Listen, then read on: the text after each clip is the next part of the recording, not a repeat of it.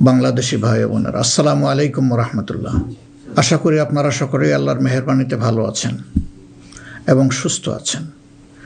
আজ আমি আপনাদের সামনে এসেছি কোনো গতানুগতিক রাজনৈতিক ভাষণ দেওয়ার জন্য নয়। আজ আমি একেবারে মনের ভেতরের কিছু কথা আপনাদের সাথে ভাগাভাগি করতে চাই, যে কথাগুলো একজন জেএনজি, একজন যুবক আর আমাদের প্রজন্ম সবার সাথে সম্পৃক্ত। একজন মুসলমানের জন্য যেমন তেমনি আমাদের দেশের অন্য ধর্মের সকল ভাই বোনদের জন্য। প্রিয় দেশবাসী, আজ আমি এখানে যাদের কারণে কথা বলছি সেই জুলাইয়ের মহান শহীদদের রুহের মাগফিরাত কামনা করছি। একই সাথে মহান মুক্তিযুদ্ধের শহীদদেরও গভীর শ্রদ্ধাভরে স্মরণ করছি।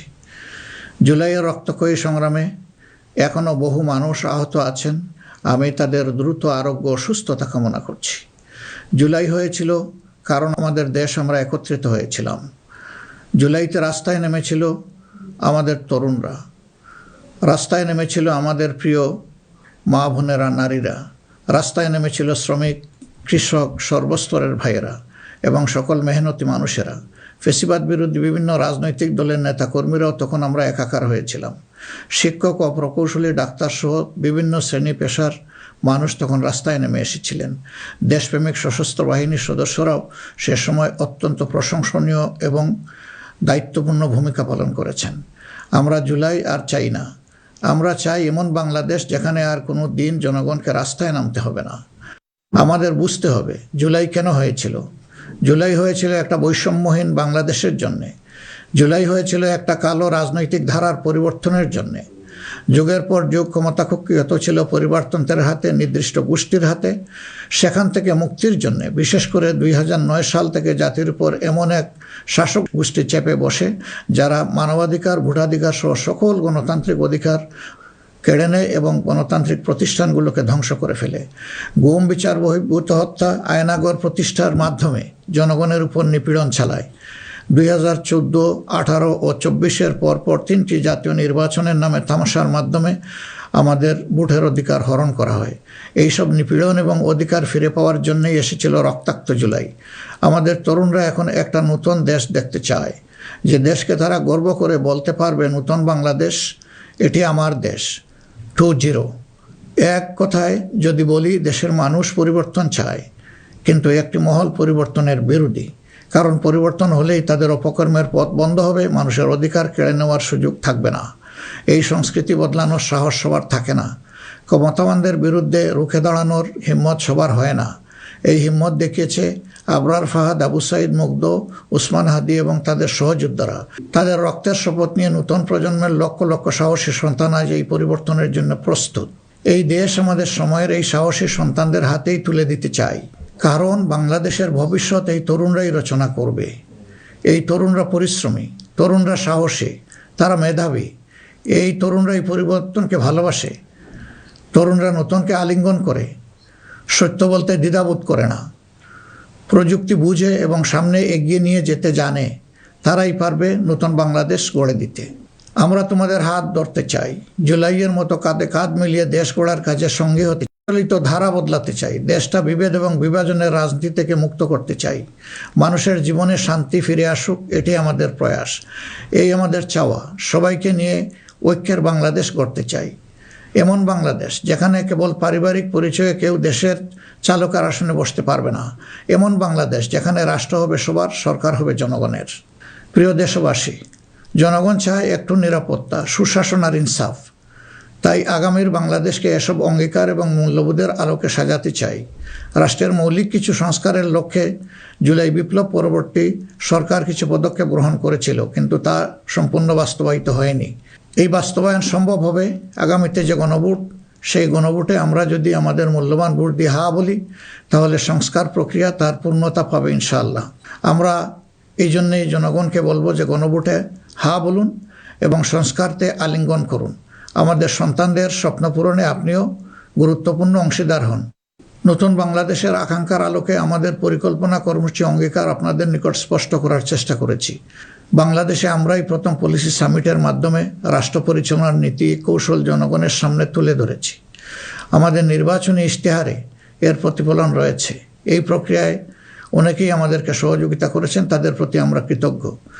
এছাড়াও আমরা সমাজের বিভিন্ন শ্রেণী পেশার মানুষের সাথে কথা বলেছি, বসেছি এবং তাদের মূল্যবান মতামত পরামর্শ আমরা গ্রহণ করেছি। আমরা সুযোগ পেলে মহান আল্লাহর ইচ্ছায় জনগণের ভালোবাসায় সরকার গঠন করলে প্রথম দিনে ফজরের নামাজ পড়েই আমরা আমাদের পরিকল্পনা বাস্তবায়ন শুরু করব ইনশাআল্লাহ। প্রিয় দেশবাসী, আমাদের শাসক শ্রেণী সরকারি পদে নির্বাচিত হওয়ার পর নিজেদেরকে দেশের মালিক গণ্য করেছে। ফলে রাষ্ট্রীয় সম্পদ, পদ, পদবি, নীতি, প্রতিষ্ঠান সব কিছু ব্যক্তিগত ও দলীয় স্বার্থ হাসিলের উপায় হিসাবে অন্যায়ভাবে ব্যবহার করা হয়েছে। এর ফলে চুরি ও দুর্নীতি, স্বজনপ্রীতির মাধ্যমে প্রতারিত করে জনগণের সম্পদ লুণ্ঠন করা হয়েছে। উন্নয়ন প্রকল্প ব্যক্তিগত ও দলীয় লুণ্ঠনের সিঁড়ি হিসাবে ব্যবহৃত হয়েছে। এই ব্যবস্থার অবসান ঘটানোই আমাদের প্রধান লক্ষ্য। আলহামদুলিল্লাহ, অতীতে জামাতে ইসলামী থেকে যারা জনপ্রতিনিধি হিসাবে সংসদ, সরকার ও স্থানীয় সরকারের দায়িত্ব পালন করেছেন তারা কেউই দুর্নীতির দায়ে অভিযুক্ত হননি। তারা দক্ষতার সাথে দায়িত্ব পালন করেছেন। আপনারা দেশের মানুষ, তারই সাক্ষী। প্রিয় দেশবাসী, আগামী জাতীয় সংসদ নির্বাচন জাতিকে একটি নতুন স্বপ্নের দিকে নিয়ে যাওয়ার এক মহা সুযোগ হিসাবে এসেছে। যেসব সমস্যা আমরা বিগত দিনে সমাধান করতে পারিনি, যে লুটেরা গোষ্ঠীকে আমরা নিয়ন্ত্রণ করতে পারিনি, সেসব সমস্যার সমাধান এবং লুটেরা গোষ্ঠীর নিয়ন্ত্রণের সুযোগ হচ্ছে আগামী নির্বাচন। তাই জনগণকে ঠিক করতে হবে আমরা আমাদের নিজেদের জন্যে, আমাদের তরুণ প্রজন্মের জন্যে, আমাদের নারীদের জন্যে, বয়স্ক মানুষের জন্যে, প্রান্তিক জনপদের জন্যে, শ্রমিকের জন্যে, উদ্যোক্তাদের জন্যে কোন বাংলাদেশ চাই। আমাদেরকে প্রশ্ন করতে হবে, আমরা কি সমাজে শৃঙ্খলা প্রতিষ্ঠা করতে চাই? আমরা কি নিয়ম নীতি শান্তির রাষ্ট্র প্রতিষ্ঠা করতে চাই? আমরা কি উন্নত দেশ হতে চাই? আমরা কি শোষণ, জুলুম, দুর্নীতি, চাঁদাবাজ মুক্ত রাষ্ট্র চাই? আমাদেরকে ভাবতে হবে আমরা কি রাষ্ট্রীয় প্রতিষ্ঠানকে জবাবদিহিতার আওতায় আনতে চাই? যোগ্যতা ও সততাকে সরকারি পদের জন্য মৌলিক শর্ত করতে চাই? আমরা কি আমাদের জাতীয় সক্ষমতা ও সৃজনশীলতা বৃদ্ধি করতে চাই? এসব বিষয়ে যদি আমরা ইতিবাচক পরিবর্তন দেখতে চাই তাহলে আমাদেরকে আগামী নির্বাচন নিয়ে নৈতিকভাবে ভাবতে হবে। রাজনৈতিকতার ফুলঝুরির বাইরে এসে বাস্তবতার আলোকে সৎ ও দক্ষ নিষ্ঠাবান নেতৃত্ব প্রতিষ্ঠা করতে হবে। প্রিয় ভাই ও বোনেরা, আমরা আমাদের নির্বাচনী ইশতেহারে বলেছি যে আমাদের স্বপ্নের বাংলাদেশ তৈরির জন্য 5টি বিষয়ে হা এবং 5টি বিষয়ে না বলতে হবে। সততা, ঐক্য, ইনসাফ, দক্ষতা ও কর্মসংস্থানকে আমরা হা বলতে বলেছি, কারণ এসব মৌলিক শর্ত ছাড়া বৈষম্যহীন, উন্নত, নৈতিক, মানসম্পন্ন বাংলাদেশ প্রতিষ্ঠা সম্ভব নয়। পাশাপাশি দুর্নীতি, ফ্যাসিবাদ, আধিপত্যবাদ, বেকারত্ব, চাঁদাবাজিকে স্পষ্ট না করতে বলেছি। প্রিয় দেশবাসী, বাংলাদেশ আয়তনে ছোট্ট কিন্তু জনসংখ্যার দিক থেকে একটি বড় দেশ। এই জনসংখ্যাকে অনেকে সমস্যা হিসেবে বিবেচনা করলেও আমরা মনে করি এটি আল্লাহর নিয়ামত এবং এক বড় সম্পদ। তাই আমাদের জনসংখ্যাকে জনশক্তিতে রূপান্তর করতে হলে নীতি এবং নৈতিকতা ভিত্তিক রাজনীতির বিকল্প নেই। সমাজে নীতি, নৈতিকতা, শৃঙ্খলা, জবাবদিহিতা প্রতিষ্ঠা করা ছাড়া কোনো জাতি এগোতে পারেনি, আমাদের পক্ষে অসম্ভব না। যে সমাজে নারীর মর্যাদা রক্ষা করতে পারে না সেই সমাজ কখনো সমৃদ্ধ হতে পারে না। আমরা ক্ষমতায় এলে নারীরা কেবল ঘরের ভেতরে নয়, সমাজের মূলধারার নেতৃত্বে থাকবেন সগৌরবে। কর্পোরেট জগৎ থেকে রাজনীতি সবখানে তাদের মেধার মূল্যায়ন হবে কোনো বৈষম্য ছাড়াই। আমরা এমন এক দেশ গড়ার প্রতিশ্রুতি দিচ্ছি যেখানে কোনো মা, বোনকে, মেয়েকে নিরাপত্তাহীনতায় ভুগতে হবে না। আপনাদের অধিকার রক্ষার লড়াইয়ে আমাদের সঙ্গে হন। একটি উন্নত ও আধুনিক দেশ গড়ার কারিগর হিসাবে আমাদের নির্বাচিত করুন। প্রিয় দেশবাসী, আমরা মনে করি সমাজে ন্যায় বিচার ও ইনসাফ প্রতিষ্ঠা করতে হলে সকলকে মর্যাদা দিতে হবে এবং সকলের মানবাধিকার সুরক্ষা করতে হবে। সকল পরিচয় নির্বিশেষে আমরা অঙ্গীকার ব্যক্ত করছি যে একটি মানবিক উন্নত দেশ গড়ার জন্য দলমত নির্বিশেষে সকলের মান, ইজ্জত, অধিকারের সুরক্ষা দিব ইনশাআল্লাহ। এই বাংলাদেশ মুসলমান, হিন্দু, বৌদ্ধ, খ্রিস্টান সবার। কেউ ভয়ের সংস্কৃতির মধ্যে বাস করবে না। যদি কেউ ধর্মীয় পরিচয়ের ভিত্তিতে আঘাত করার চেষ্টা করে আমরা অতীতের মতো ভবিষ্যতেও তা প্রতিরোধ করব। প্রিয় দেশবাসী, আমাদের প্রত্যাশার বাংলাদেশ গড়তে হলে 3টি জায়গায় আমাদেরকে বিশেষ গুরুত্ব দিতে হবে। একটি হচ্ছে শিক্ষায় সংস্কার। শিক্ষা হতে হবে নৈতিকতা ভিত্তিক এবং সেটা হতে হবে টেক বেসড। এখনকার দুনিয়া সারাই প্রযুক্তিভিত্তিক শিক্ষার উপর নির্ভরশীল। আমরা সেই শিক্ষা থেকে বঞ্চিত। আমাদের সন্তানদের হাতকে আমরা দক্ষ কারিগরের হাত হিসেবে গড়ে তুলতে চাই এবং তাদের হাতে হাতে আমরা কাজ দিতে চাই। আমরা কোনো বেকার ভাতা তাদেরকে তুলে দিতে চাই না। দ্বিতীয় জায়গাটা হচ্ছে বিচারাঙ্গন। ন্যায় বিচার সমাজের প্রতিষ্ঠা হলেই কেবল আমরা আমাদের প্রত্যাশার বাংলাদেশ গড়তে পারব। অন্যথায় দুঃশাসন এবং দুর্নীতির কণ্ঠ রোধ করা মোটেই সম্ভব হবে না। অতএব বিচার বিভাগকে আমূল ঢেলে সাজাতে হবে। সেখানে অবশ্যই সৎ, দক্ষ এবং কমিটেড যে সমস্ত লোকেরা আছেন তাদেরকেই বিচারের আসনে বসাতে হবে। তৃতীয় জায়গাটা হচ্ছে আমাদের অর্থনীতি। এই ভঙ্গুর অর্থনীতি নিয়ে দেশকে আগানো সম্ভব নয়। সুতরাং অর্থনীতিতে ব্যাপক সংস্কার সাধন করতে হবে। বিশেষ করে ব্যাংকিং সেক্টর এবং অপ্রাতিষ্ঠানিক যে সমস্ত খাত রয়েছে সেই জায়গাগুলোতেও আমাদেরকে প্রাতিষ্ঠানিক ও অপ্রাতিষ্ঠানিক খাতে আমাদেরকে হাত দিতে হবে। আমাদের ব্যবসাকে করতে হবে বিনিয়োগ বান্ধব। বিনিয়োগ বান্ধব হলেই দেশে কর্মসংস্থান তৈরি হবে এবং আমাদের বেকারত্ব দূর হবে। এই তিনটা জায়গায় আমাদের গুরুত্ব দেওয়া ছাড়া কোনো উপায় নেই।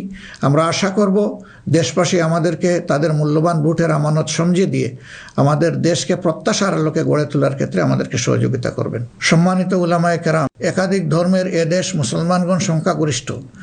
তাই মুসলমান হিসাবে এটি আমাদের দায়িত্ব যে সমাজে ন্যায় বিচার ইনসাফ প্রতিষ্ঠা করা এবং সকলকে সুরক্ষা দেওয়া। এগুলো ইসলামের শাশ্বত আদর্শ। সকল মানুষের মৌলিক অধিকার নিশ্চিত করা আমাদের কর্তব্য।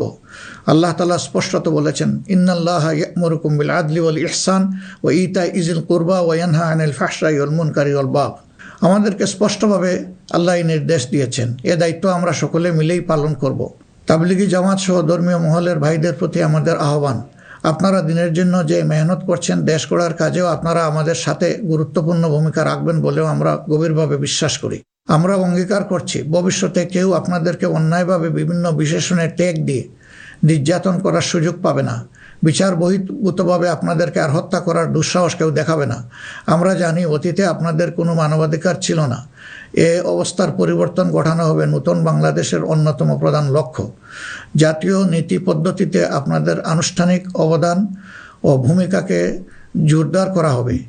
আন্তর্জাতিক মহল যারা আমাদের পরীক্ষিত পরিচিত বন্ধু, তাদের সাথে আমাদের সম্পর্ক হবে সমমর্যাদা এবং সমতার ভিত্তিতে।